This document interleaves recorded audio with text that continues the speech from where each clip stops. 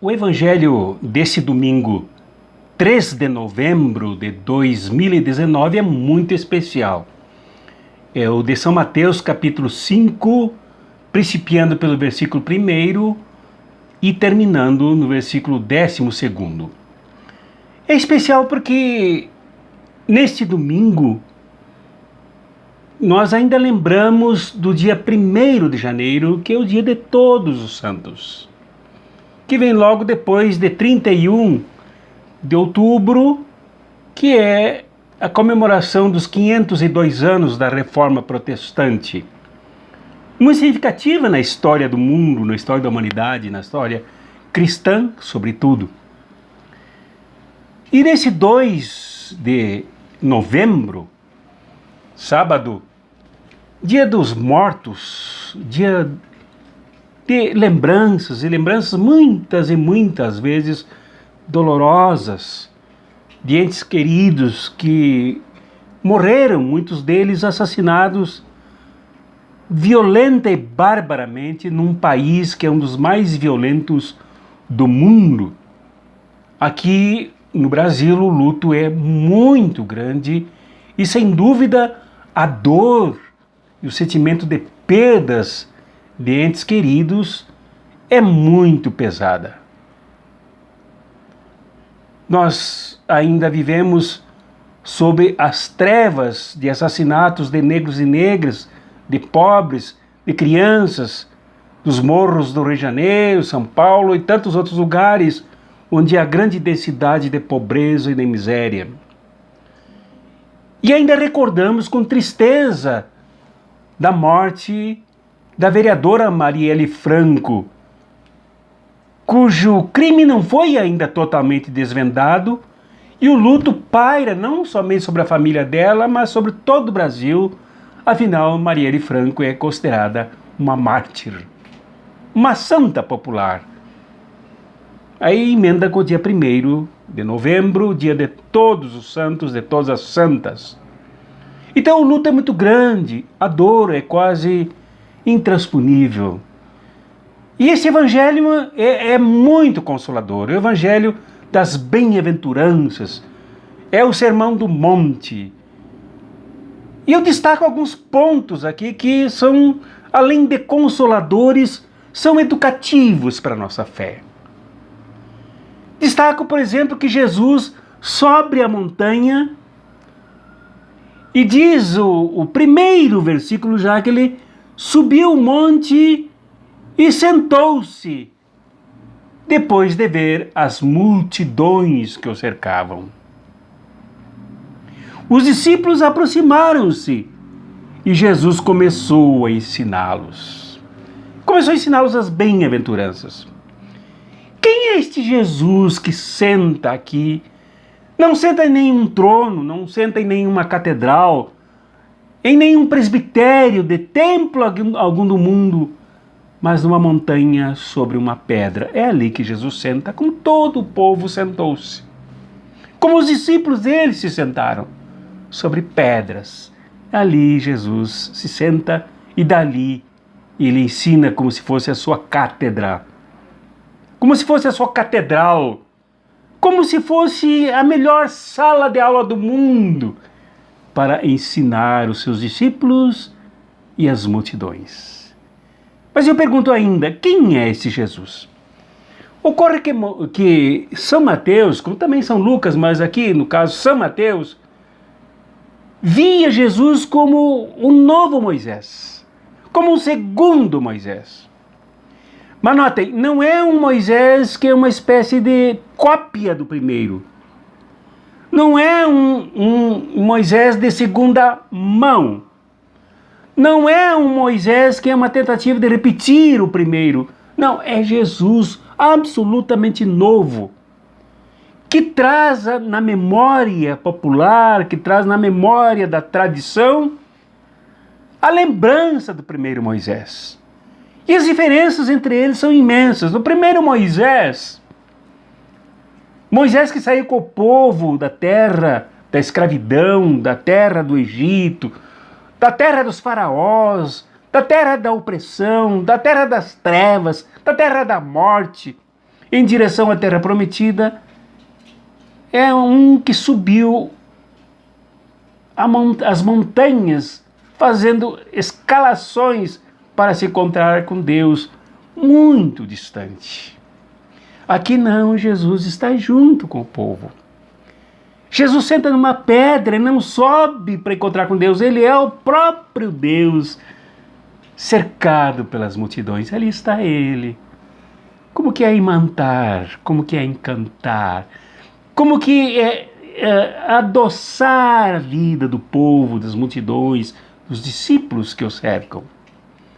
Ali está Jesus para consolar. Junto, é o próprio Deus que está ali, não afastado, nas montanhas, distante. Como diria o salmista, olho para os montes, de onde me virá o socorro? Não, ali, Jesus está ali, junto com o povo, com a multidão, sentado sobre uma pedra e a ensinar. Essa é a primeira grande diferença. E a segunda grande diferença, porque se trata aqui do Messias, se trata aqui do Salvador, do Libertador, do maior bem-aventurado que já pisou sobre esta terra, que traz novos 10 mandamentos. Não despreza os primeiros 10 mandamentos, mas traz novos 10 mandamentos. E como os 10 primeiros mandamentos começaram a partir do primeiro mandamento que marcou todos os outros 9, ouvi, ó Israel, o Senhor teu Deus. Aqui ele diz, bem-aventurados os pobres em espírito, porque deles é o reino dos céus. Este é o primeiro mandamento do Sermão da Montanha.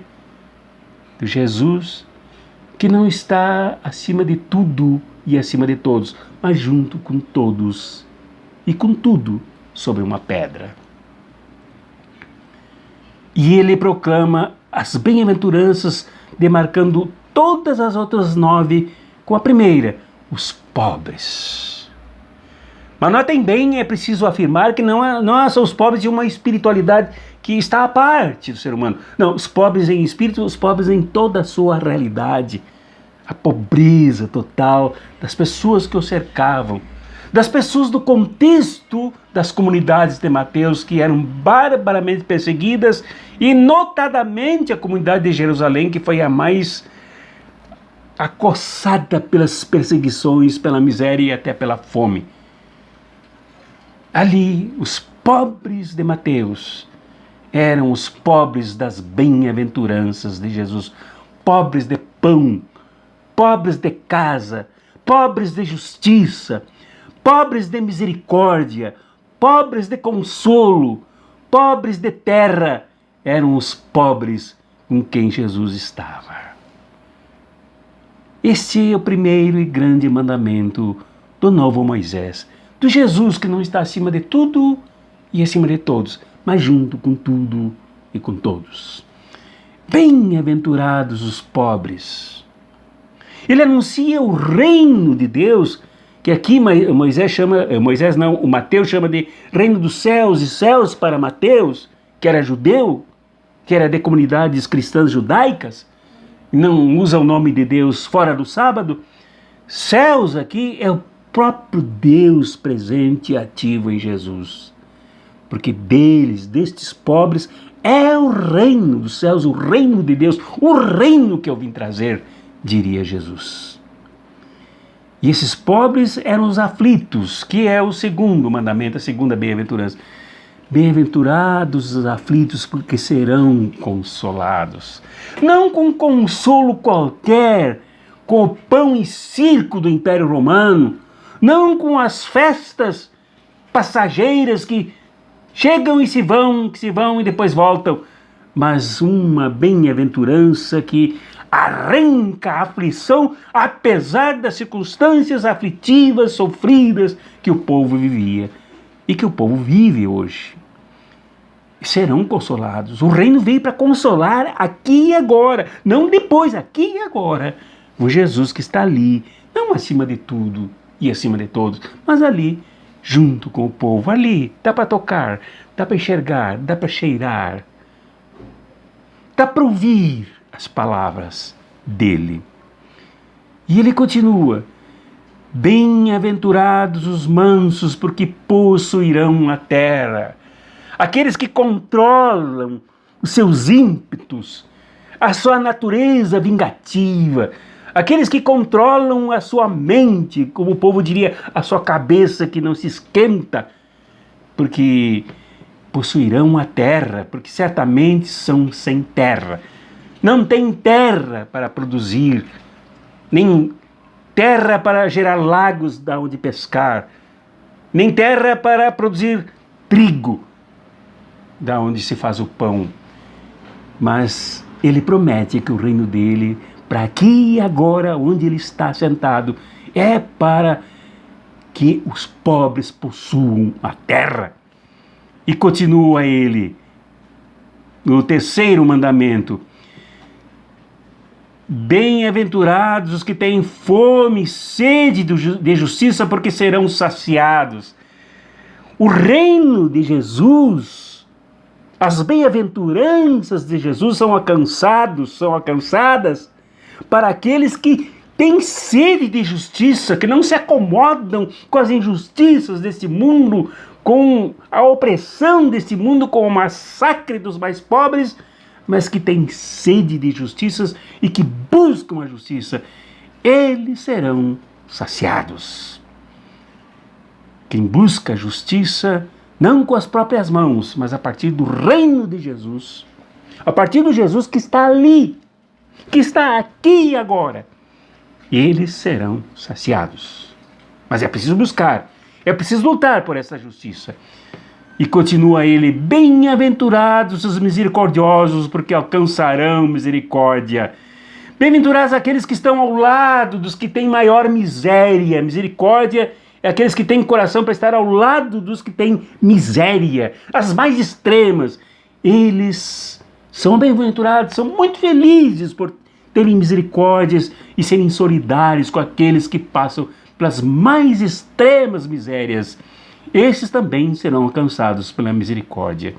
E continua ele: bem-aventurados os que promovem a paz, porque serão chamados filhos de Deus. Aqueles que lutam pela paz, aqueles que promovem a paz, aquele que quer não a paz do cemitério, não a paz sem problemas, não a paz sem guerra, mas a paz com justiça, porque a justiça já veio antes. A paz com misericórdia, porque a misericórdia já veio antes, embalando e motivando a paz. Estes são filhos de Deus, quem luta pela paz e não pela guerra. Não, aqueles que mentem, que defendem a verdade, mas que defendem a guerra, estes não são filhos de Deus, mas aqueles que lutam pela paz, estes são filhos de Deus. Bem-aventurados os perseguidos, porque por causa da justiça, porque deles é o reino dos céus. Ser perseguido por causa da justiça é bem-aventurança. Aqueles que se acomodam com medo de perseguição não são bem-aventurados, não são felizes, não são consolados. Somente os que têm consciência de que há que lutar pela justiça, pela misericórdia, pela paz, e que por isso são perseguidos, são esses os que são alcançados pelo reino que Jesus veio trazer, estando ali, sentado, aqui e agora. Bem-aventurados quando vos injuriarem e perseguirem e mentindo disserem todo tipo de mal contra vós por causa de mim. Então, quando houver injúria, quando houver calúnia, quando houver mentira, quando houver perseguição por causa da causa de Jesus, a bandeira de Jesus, a missão de Jesus, o reino de Jesus, seremos bem-aventurados. Não desfaleceremos, não perderemos o consolo, não perderemos a força. E finalmente, último mandamento, o 10º, a última bem-aventurança: alegrai-vos, exultai, porque será grande a vossa recompensa no reino de Deus. Então, as bem-aventuranças são para aqui e agora, mas elas se estendem para sempre, eternamente, nos enchendo, nos planificando, abundando as nossas vidas de alegria e de exultação. E é interessante essa experiência, né? Quem vive essa experiência do Jesus que está ali, junto com o povo, com os pobres, não perde alegria, não deixa de se exultar nunca, de se alegrar nunca, mesmo que esteja em prisões, em dificuldades. Para terminar, é bom que lembremos que Jesus lá no começo se sentou, os discípulos se aproximaram e Jesus começou a ensiná-los. É preciso que sejamos discípulos de Jesus, discípulas de Jesus, para entender essas bem-aventuranças, para entender o seu projeto, a sua proposta, para entender a sua mensagem. É preciso nos educar permanentemente, né, com aquele que está aqui, agora, envolvido com as nossas coisas, com a nossa história. Só assim as bem-aventuranças são para sempre, permanentes, ainda que de vez em quando sejamos varridos por tanto sofrimento, por tanta dificuldade, mas sem jamais perdermos a capacidade de exultarmos e de sermos alegres. Deus, pois, te abençoe e te console aí na situação em que tu estás, a situação que tu vives, e principalmente se tu viveres com os outros, te abraçando nas pessoas, buscando as pessoas, e Cristo aí junto, tu haverás de ser para sempre consolado, consolada. Em nome do Pai, do Filho e do Espírito Santo. Amém.